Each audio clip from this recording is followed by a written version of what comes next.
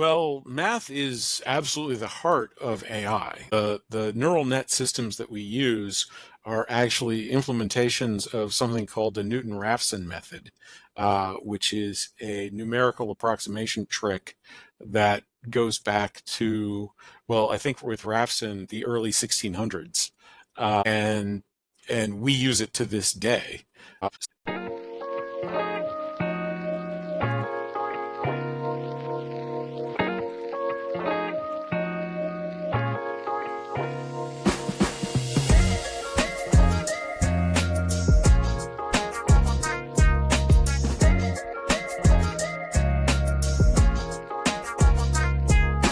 Hey everybody, and welcome to my podcast, AI with Alex.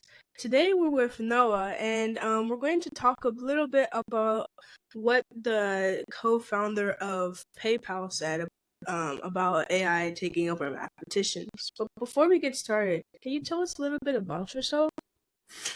Sure. My name is Noah Healy. I'm a recreational mathematician and algorithm developer, and I'm working on a patent for a new way to operate commodity markets. I have a podcast on AI and its impact on society called The Fourth Age, the AI Revolution, that I co-host with the former CTO of Reddit, Marty Wiener. Nice. That's very interesting.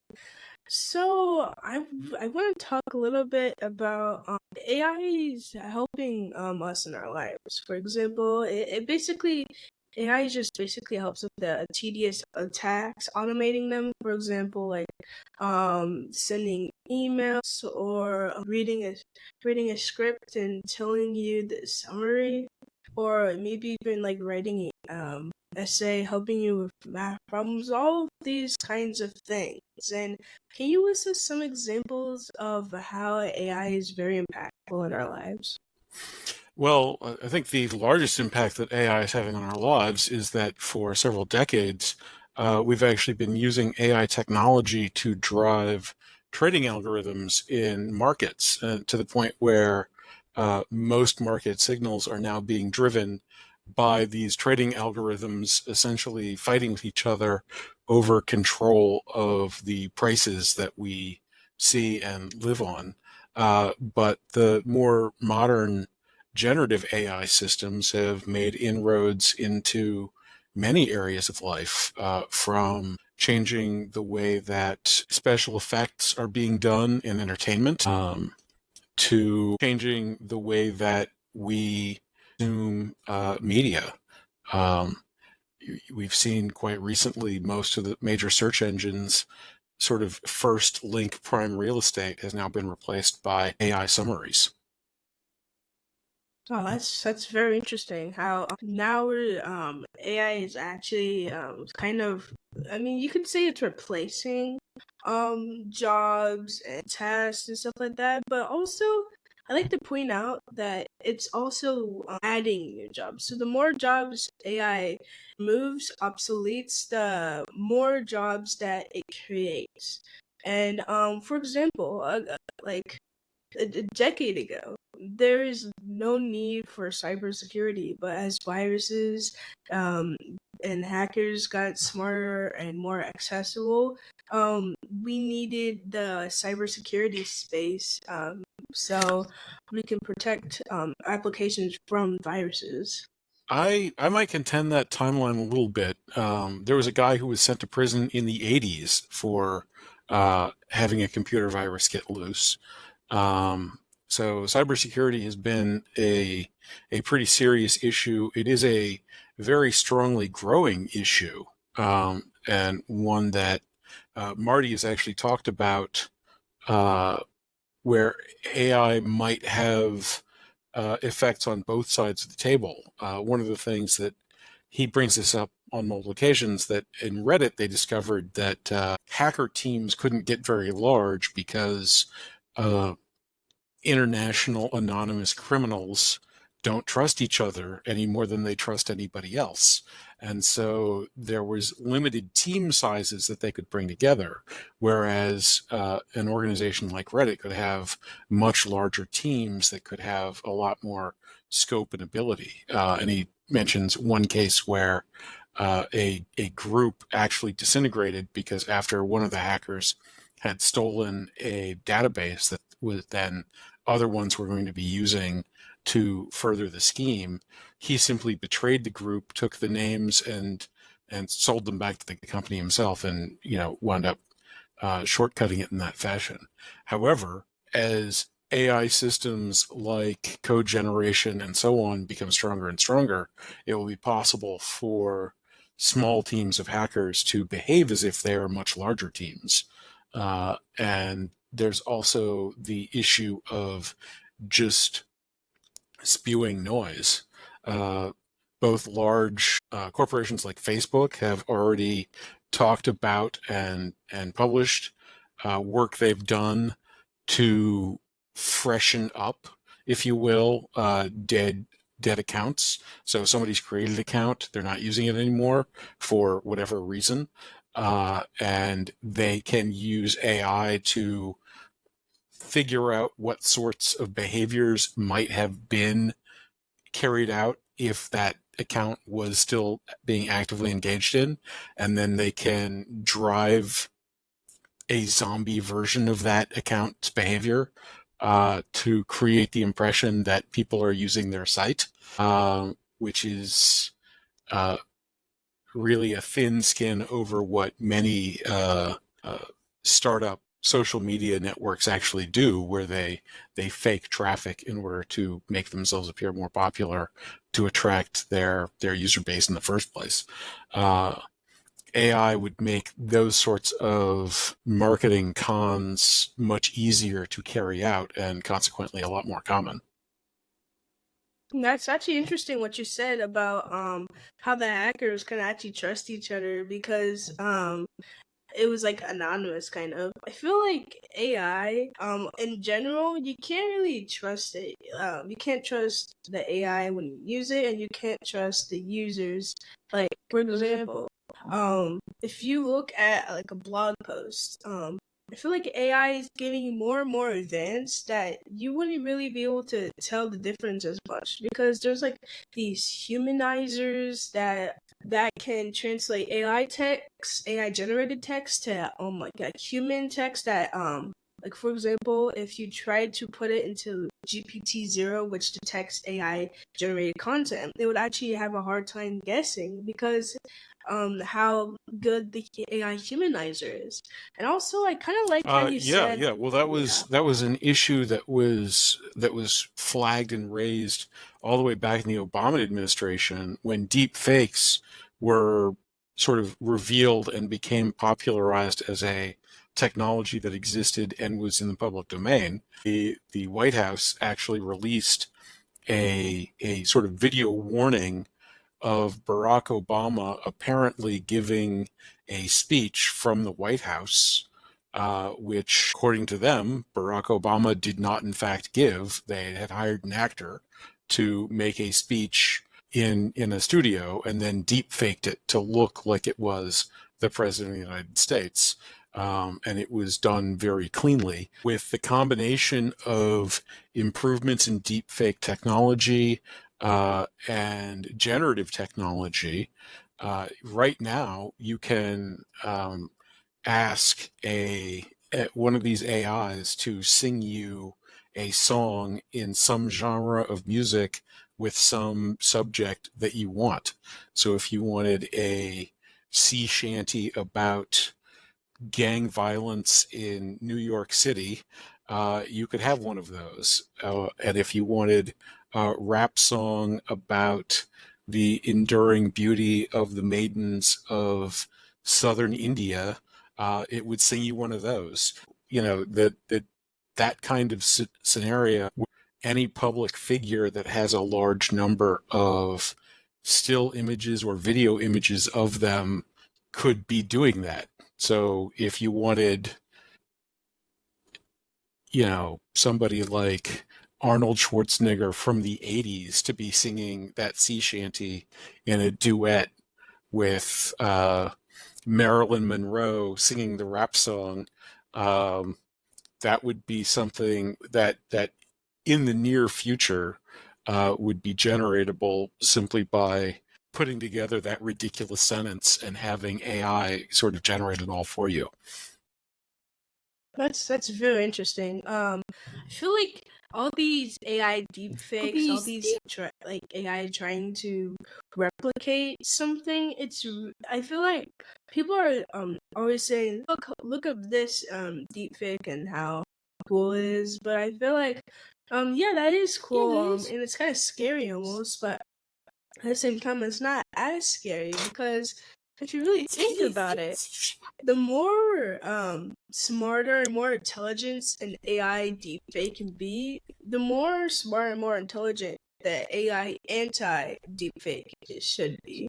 Because AI is rapidly changing. They're both good and bad. So if we can figure out a way to try to detect the bad deepfake from like an actual content, like how that actor was giving a speech and pretending to be Barack Obama. If we had this AI where it would just scam the video and say, "Hey man, this is deepfake," given to the human eye Well, would yeah, think it's that's actually an real. intriguing I feel approach, but like sadly, that kind of AI the is existence coming to of the that stay. actually Yeah. provides it provides the exact tools that you need to defeat it. So, if I were to develop a high effectiveness deepfake detector, which is something that in fact people have been doing continuously over the last decade while deepfake has existed, I would then be able to take that high effectiveness deepfake detector, plug it into my deepfake training program, and have it train itself to evade that deepfake detector program. And the result of it figuring out how to deepfake in a way that that detector program would have a hard time telling that it was a deepfake would also make that deepfake look better to human beings as well in general. And so the arms race actually makes this thing more effective. There's a problem in control and decision theory called the starving donkey that sort of highlights this sort of central issue. And the idea is, and this is just sort of a fictionalized story, mathematicians love these. If you imagine a hungry donkey and you present him with a pile of hay, he'll go over to the pile of hay and eat it. And if you present him with two piles of hay, he'll go to the bigger or tastier looking pile of hay and eat that one. But if you put him right in the middle of two equally desirable piles of hay, he'll try to make the decision and won't be able to because there'll be nothing to do. And he'll just stand there indecisive and starve to death. And in theory, you could sort of mix it up. You could put him closer to the less desirable one and further away from the more desirable one and affect the desirabilities in such a way that he would be indecisive at that point. The point is that uh, for any continuous input, a discontinuous output, like a choice, has to have some kind of discontinuity problem in it. And of course, computers are digital machines. And so they're forced to have these discontinuity issues. One of the more fascinating pieces of AI and classification research is what's known as the one pixel attack, where you train up an AI to be able to do something. In this case, generally it's image classification. So you show it a picture and it says, oh, I know who that is, that's Alex. I know who that is, that's Noah. I know what that is, that's a dog. Oh, I know what that is, that's a tree. And then you train up a second AI that figures out how that first AI is making decisions in a way that allows it to change the decision it's going to make by changing a single pixel. So it can take a picture of you and a goal, like I'm going to show it a picture of you and I want it to say that you're a car or a rock or me. And so I tell my one pixel attack trained thing that, okay, here's the picture, and I want the AI to say that what the picture is actually taking a picture of is a cup of coffee. And it says, okay, if you change this single pixel to this new value, When you hand that picture of Alex with one of the pixels different, it will say it's a cup of coffee. And you do it, and that's what happens. And the thing is, it's effectively impossible to avoid the possible existence of these one pixel attack type things because of the discrete nature of AI. By increasing sophistication, increasing size, we can make that more and more and more difficult. But this notion that we're going to enter into a world that's actually safe flies in the face of the mathematics of the situation. That's actually very interesting what you said. I kind of like the hungry donkey story about how the donkey obviously goes for the more desirable hay, but sometimes it can be indecisive and starve. So yeah. Um, Yeah, I'm sorry, I you froze on me there, so I didn't actually get to hear your comment. I was just talking about how I kind of like the hungry donkey story, and I do agree with what you're saying about how the AI can sometimes mess up and something like that. Yeah. Speaking of mathematicians, I actually want to talk a little bit about the co-founder of PayPal's perspective. It's Peter, and Peter said that in the next 3 to 5 years, mathematicians will be replaced by AI because he basically said it's a bunch of logic and thinking and pretty much tedious things that AI can easily replicate. And when I was reading the article, I was just wondering, like, what is your opinion um, about this? Because you're a mathematician, yeah. Sure. Well, there actually was a very impressive paper that Google's DeepMind team put out about, around geometry, where they were able to demonstrate an extremely high level of geometrical insight by linking a generative AI system to a theorem prover. Mathematics has actually been moving away from the tedious stuff and there's been developing theorem prover programs. Theorem provers are kind of like programming languages, but they're not as powerful. And by being not as powerful, they're actually easier to program. They have verifiability traits, and so they can produce mathematical proofs that can be shown and to be correct and verified.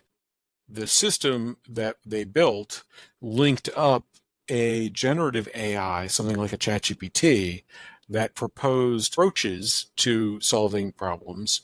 And then those approaches were plugged into the theorem prover to see whether or not that approach resulted in a valid proof or not. And that was able to closely approximate the highest ability human on Earth, and was able to exceed the achievement level of the second highest ability human on Earth at the task that was being given. But enormous amount of the heavy lifting is actually resident in the theorem prover, and the people that are being compared against here are people who are not actually accessing a theorem prover as part of what they're doing. They're engaged in an international competition where they're doing everything with pencil and paper.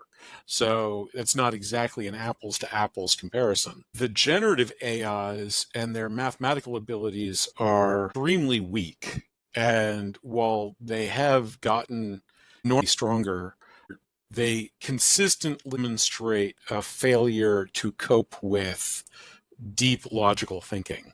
The only AI systems to date that have demonstrated deep logical thinking are one, this theorem prover that simply outsources all of the deep logical thinking to a deep logic program, and two, the reinforcement learning systems that have been dominating in chess and Go and so on. And even there, the top chess program on Earth is an open source program that is not primarily reliant on an AI reinforcement learning system. So I'd say that 3 years is a fairly optimistic timeline for wiping out mathematicians.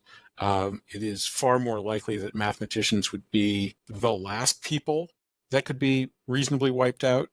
It may well be the case that society would choose to abandon mathematicians because the general population would not have the capacity to tell the difference between AI generated nonsense and actual mathematics, and not want to put up with our stuffy formalisms. But that would be an absolute disaster, and I would really hope and pray that that did not occur.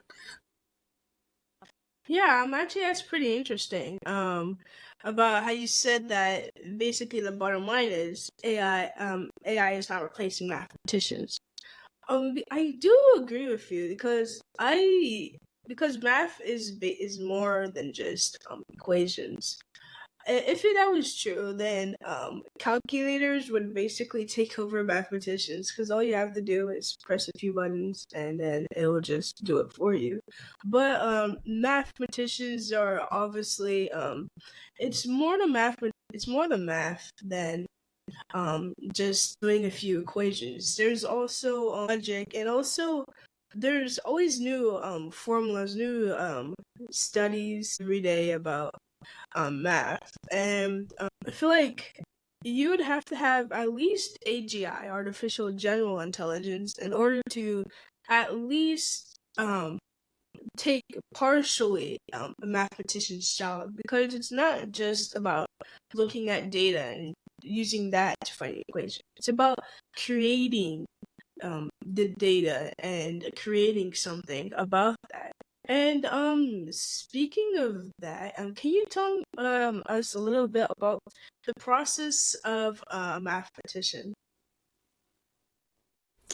Well, for me, I do a lot of reading and a lot of learning. There's a lot more smart people that are outside of my skull than inside of my skull, and so uh, learning about the ideas that have been had in the past and are being had in the modern day uh, gives me access to an enormous number of tools. And so a lot of my time is spent reading these things and attempting to understand and integrate them in ways that would allow me to recognize their validity and utility when I come across problems that are in my own space.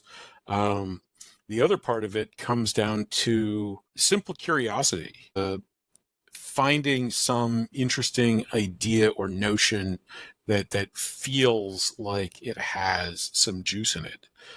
For example, something that's been niggling away at me for quite some time that I work on sort of when I get an inspiration is the disparity in computational complexity in multiplication symbolically versus geometrically. Now, that's a mouthful, but what it Yeah. comes down to is this.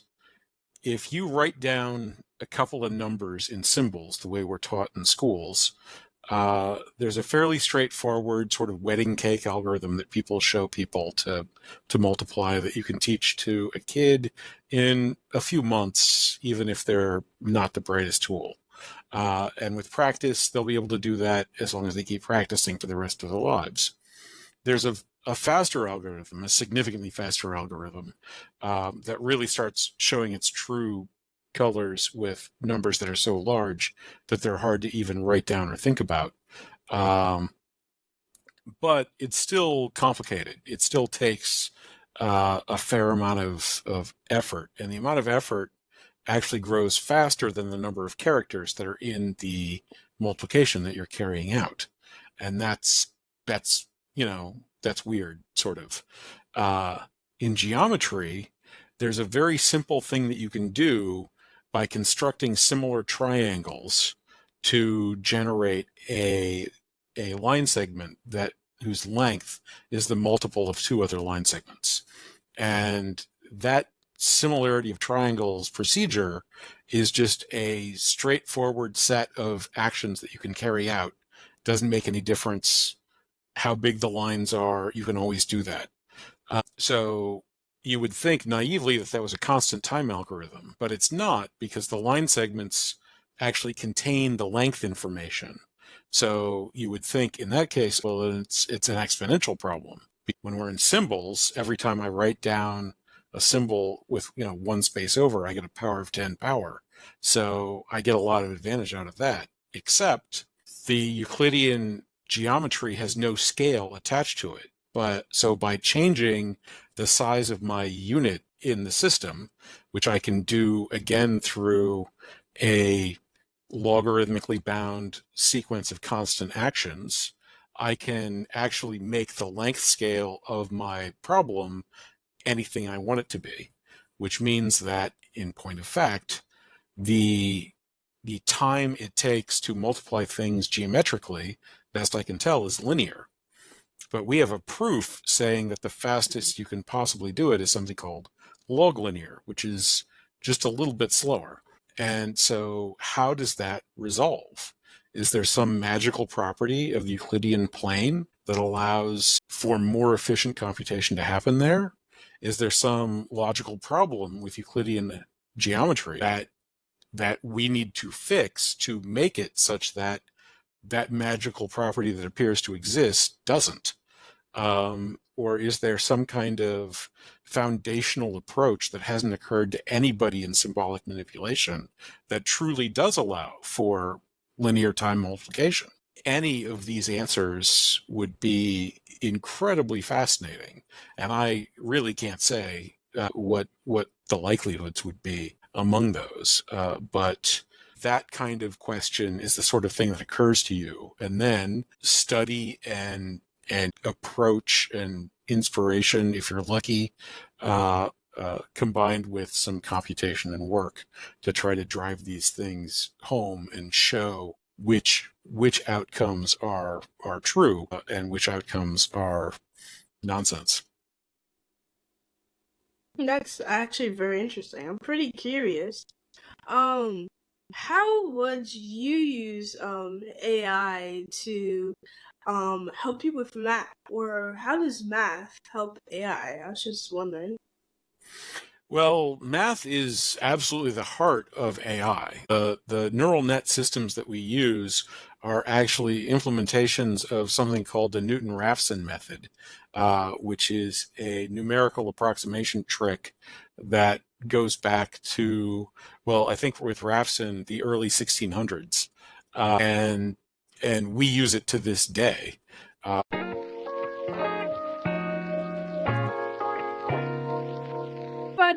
Hey everybody, sorry to interrupt, but I just created this new feedback form that guarantees I see your suggestions and advice, as well as feedback, so I can apply them to my future episodes. If you want to suggest some things, or you just want to tell me what I should keep doing, you can look at the link in my channel description or in the link above. One of the most famous hacks in the early days of online first-person shooters actually used the Newton-Raphson method to very quickly compute inverse square roots, which was a necessary thing in order to deal with the visuospatial circumstances inside of LAN first-person shooters. So mathematics is the entire basis. Without a large number of largely independent breakthroughs in both mathematical computation and mathematical application, the algorithms that we use to create the existing AIs would be so slow and so clunky that we would still be not even centuries or millennia. We wouldn't have any reasonable expectation within our present conception of the age of the universe to have these outputs within the remainder of the age of the universe. So that's fairly significant. As for the other direction, that's an intriguing problem. I do not know how dependable these AI systems could be made to be. In one sense, and again, my co-host had a tale about this, he had studied electrical engineering, but then he'd gone into programming and ultimately management, and some of his chops had faded. So he was back on doing a project that involved electrical engineering, and he could no longer sort of clearly recall the telegrapher's equations, which are a set of equations for describing how electrical systems can be built that allows you to basically build a system in mathematics and work out what its properties are and design it to have the properties you want. So he asked ChatGPT to explain the telegrapher's equations to him, while ChatGPT, in fact, made an error which it then recovered from. The equation was clear and cogent, and where he had issues, he could ask it for further details in which it could do the same thing again. Now, he's essentially being reminded of something that he already has prior knowledge of. And the thing that he's being reminded of is one of the most fundamental and important mathematical tools that's been developed over the last 150 years. And there's an enormous body of information describing and teaching that to a huge number of people. So it's essentially an ideal situation for the generative AIs to be working on, and they still wouldn't be appropriate to teach that to somebody fresh because they wouldn't be able to tell about the mistakes or recover from them cleanly. But you could see where, with considerable improvement, you may well be able to get highly customized instruction that could go into arbitrary depth and might allow a personal schooling, homeschooling type environment to create a pedagogy that could hold the hands of students that were having hard times with a subject and bring in other potential perspectives that had been used in other contexts and see which one worked best. And for students for whom the hand-holding was less useful, could allow deep exploration or rapid exploration across many topics and the generation of test problems and so on that would be culturally appropriate or relevant or interesting in various ways. But again, the class that we presently have of these machines is a fairly far cry from making those sorts of contributions. That's actually very interesting. Nice. Thank you for answering my question. And I also have another question actually because I'm very curious. Um, how what are the pros and cons of your job currently? Well, the pro is that I'm doing something that I can deeply believe in, and that is economically transformative in a very positive way for virtually everybody on the face of the earth. The con is that I'm presently engaged in a struggle with the U.S. Patent Office where they have entirely abandoned law and reason, and there's virtually nothing I can do to or about them because they're very big and I am very small.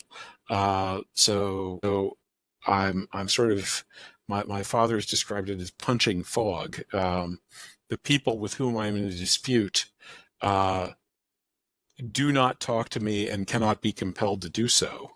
And so I need to simply go through procedures which are being violated, on the other side. But that's what I've got.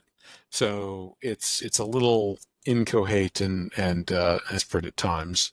I have started a petition for those who would like to at least express a support for the struggle to increase humanity's economic potential. That's on change.org under That's very CDM cool. underscore patent. Kind of okay. It's kind of nice. Basically, I think it's kind of cool the pros that you basically are helping everybody on the planet, but I can also see how the problems of and the cons of that. Yeah, so that's actually very interesting.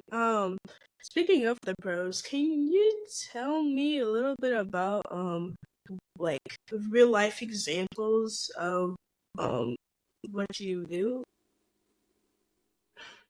Well, so what I do is intellectual property related.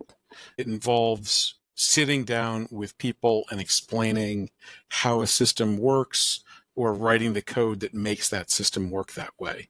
And so that's the first one is a very hands-on social process that involves station, whiteboards, napkins, whatever. The second one is a fairly solitary process.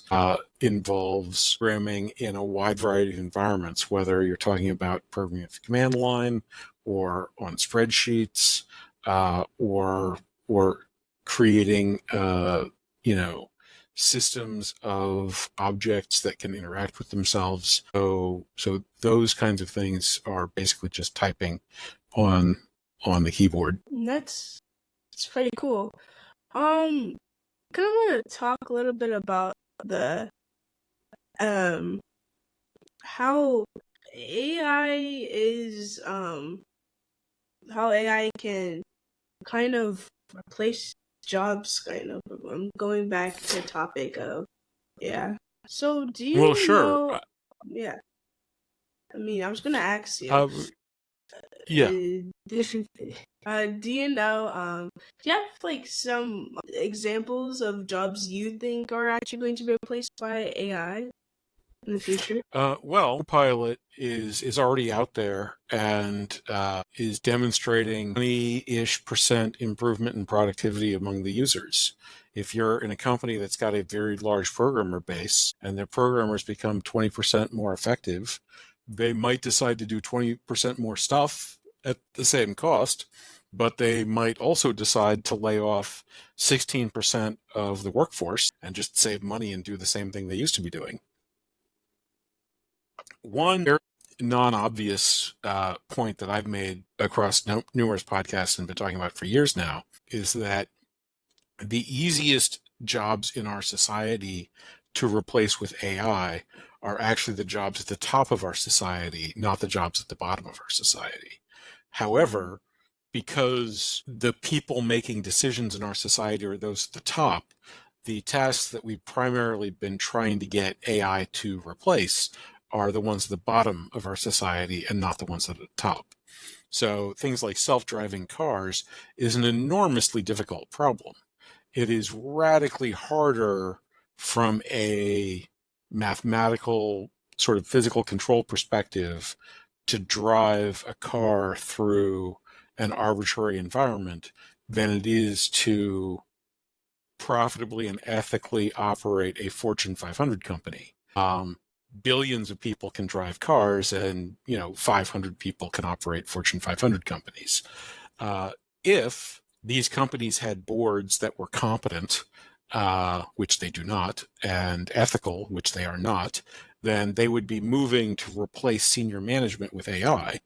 And that is a thing that's going to become more obvious and more prevalent. So my general thinking is that AI will take out the leaders of our society, much as the leaders of pre-industrial society were taken out by the rise of industrial society. Some new form of leadership that's functional in an environment with AI will exist, but you could no more guess about what that would look like than members of the court of St. James I might speculate on what the American Congress would look like a couple centuries later.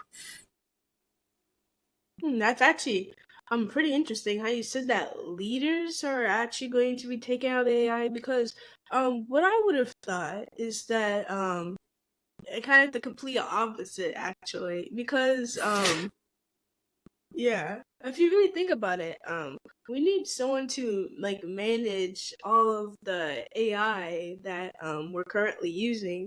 And See, that's actually the yeah. exact problem we definitionally cannot manage, and certainly one of us cannot manage the AI. What we actually need are systems that allow us to harness more human intelligence in ways that are beneficial across the entire spectrum of human interests so that we can actually corral enough intelligence to be able to control and understand the AI systems, because these things are already superhuman. Human beings have never been better at playing chess or Go and probably poker than at any other point in human history. And at that, none of us can compete with the computers in these tasks anymore. That's actually pretty interesting.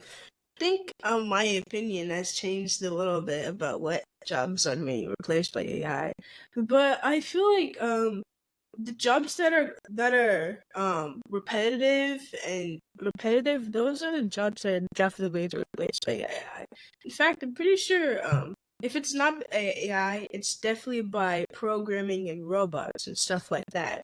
Like for example, I feel like even editors, if you think about it, because there's like a certain pattern that you just need to repeat. Maybe there's things you have to look out for, like silences, or maybe the audio is too loud or quiet. Even if it doesn't 100% replace like editors, for example, I feel like it's definitely going to take a huge chunk of that because I edit my videos and clearly it's very tedious and very repetitive and stuff like even like article writers, newsletter writers, AI is definitely going to replace that. You just have to there's like ChatGPT, all these AI writer websites. You can just type in a prompt and it'll give it to you.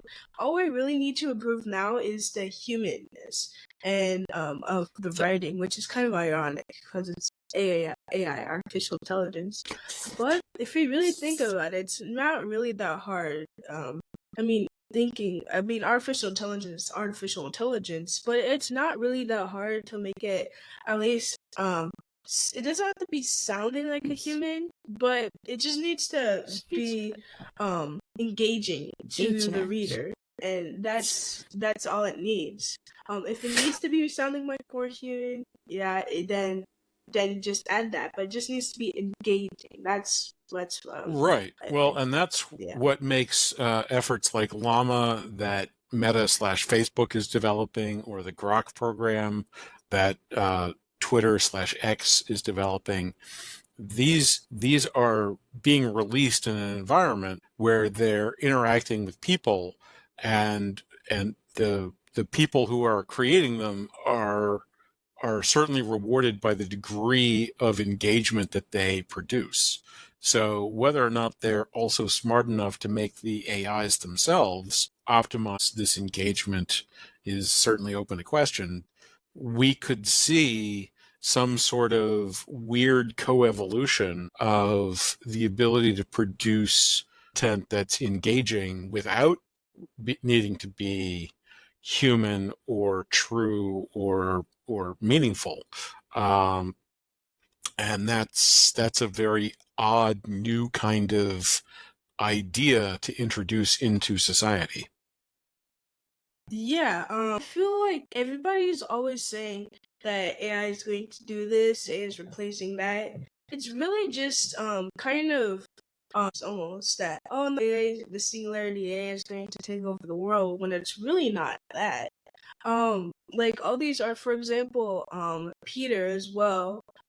He I feel like humans in general, societies always focus on the negatives of AI about it's going to do this, it's going to replace that.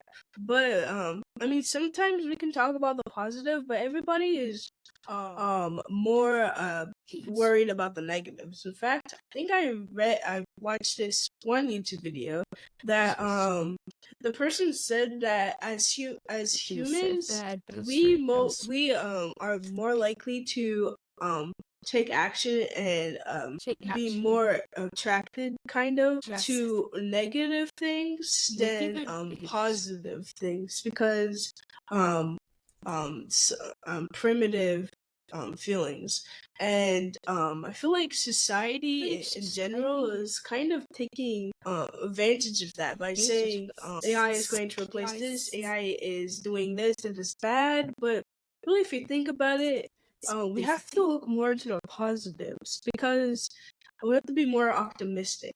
After all, AI is just a bunch of algorithms, and it's not exactly going to replace anyone. If you are basically following a step instructions like um customer service, for example, your job is going to be replaced by AI. But if it's not replaced by robots, obviously, and pretty much everything else that actually you need to use your brain for, it's not going to be replaced anytime soon. We really need to think about that instead of worrying about our jobs, even though it's probably we're not going to have to worry about it in like 10, 15, 20 years. I feel like in general we just need to be more optimistic about AI in general. Or what do you think? Well, I think that the opportunities are enormous. I think the opportunities aren't necessarily limited simply to AI. Computers are essentially genie machines. They can quite literally do anything that we can describe to them.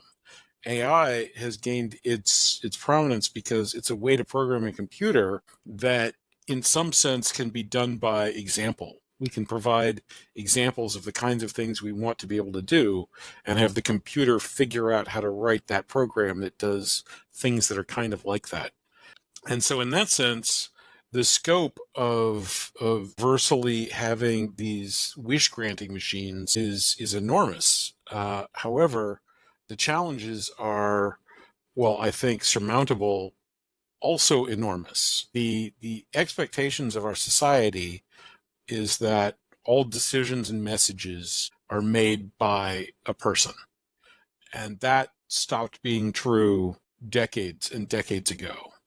I don't exactly know how old you are, but unless you're a lot younger looking than you actually are, before you were born, the economy of this planet started to be operated by machine systems attempting to carry out algorithms in order to make money. And our markets became divorced from the actual economic realities of the situation, which is the entire purpose. That's why markets actually worked, is that they were able to take on board a wide variety of human opinions and come to a consensus that was more or less accurate. And we have chosen to abandon that because we've made more money by having computers generate lies that somebody might believe than pursuing honest truth.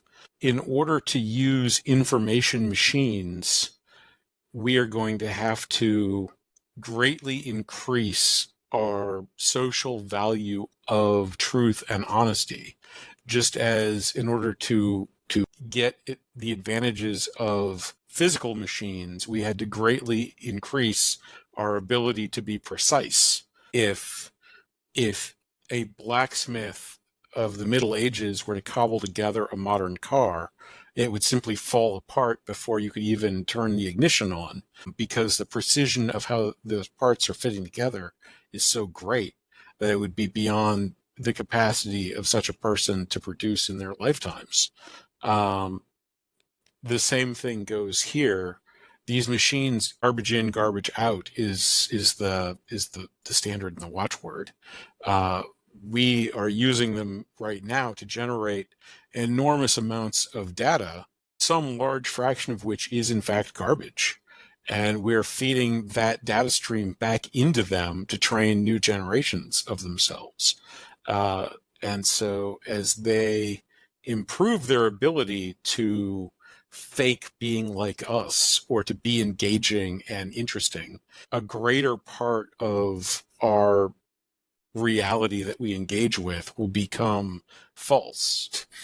And falsehood will bite you in the back eventually. And without a commitment to truth and honesty that is not present right now, we won't have the tools to go out and build the systems that will allow us to actually utilize AI.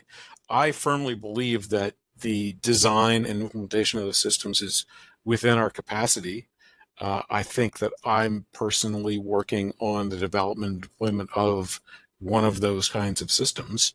Uh, but that's the challenge that's in front of all of us, is that We certainly don't have those systems now. And without the construction of those systems, the tidal wave of noise that these things can produce is already overwhelming the systems that we have, and it will eventually break them. That's actually pretty interesting about everything you said. That's kind of cool about how your opinions are on basically AI and the future and stuff. And I have one more question for you. What do you think AI regulations are gonna look like in the future when we have ASI and stuff like that? Cause I was actually wondering, cause before you said that AI and stuff and how it cannot be controlled, kind of, and I wanted to know your thoughts. Well, in the near term, AI regulation is pretty much set to be very destructive. EHS actually just put together a panel of 25 people to serve as sort of the overview of government concern from the perspective of Homeland Security. They're very politically connected, very corporately powerful individuals. With maybe a single exception, they have no public demonstration of expertise in what the underlying mathematics and technology is. So it's the leaders of ChatGPT and Anthropic are there. The leader of ChatGPT has done absolutely nothing in his history that suggests that he understands the underlying mathematical issues. The leader of Anthropic has actually done some things that suggest that he knows what he's talking about. But the other people have no background in any of these things at that level, and the terms that they're using and the way that they're thinking about it is extremely Orwellian. They want to thought police the AIs, and that's going to be an absolute and utter disaster. There was actually an article I read, I think in 2001, where Disney was thinking about setting up a sort of private Disney internet for Mouseketeers to get in and be able to have sort of a social media virtual park experience. And so they built up a mock-up and got kids to come in and start, chatting with each other, and they immediately started cursing at each other. And Disney, being Disney at that point, was horrified, and so they shut that program down and started brainstorming. And so they came up with these different approaches to try to keep the kids from being able to behave lewdly or inappropriately with each other. And they ultimately determined that it wasn't possible to do that. That if you were determined to communicate a meaning, and you had any freedom of action at all, then you would be able to communicate that meaning. And that the only way they could sort of keep things Disney safe was to have all interactions consist solely of a strict drop down with a absolutely specified number of choice and counter choices, all of which they had pre-scripted. And that's the end game for the sorts of people that are presently being feted around AI safety or alignment. I have had some conversations with people about alternative methods that could actually have utility and function. And I myself am pursuing a very different course of action. But I do not expect governments to actually have much of value to contribute in these matters, because their instincts are all backwards and wrong, um, and that's a pretty severe problem. Wow, that's pretty crazy. I didn't know Disney created a kind of a social media platform. That's interesting. Well, they abandoned the project after that study, because they wanted a sort of Disney park online with the sort of clean Disney family experience, and they couldn't find any way to combine a open experience that children could enter with the clean Disney experience. The parks, of course, your parents are dragging you around, and you're surrounded by adults, and so those sorts of social norms exist. But in an online experience, that without that kind of constant supervision and reinforcement at every turn, there was just nothing they could do. Wow, that's very interesting. Well, thank you for being on my podcast. Um, my name's Alex. This is Noah, and this is AI Felix, and we'll see you later. And before we leave, do you have any last words for us?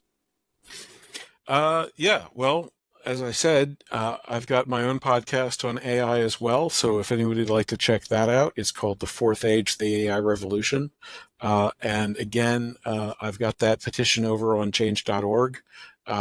And if you could sign or share that around, it would really help me out. Thank you. Well, you're absolutely welcome. Bye bye.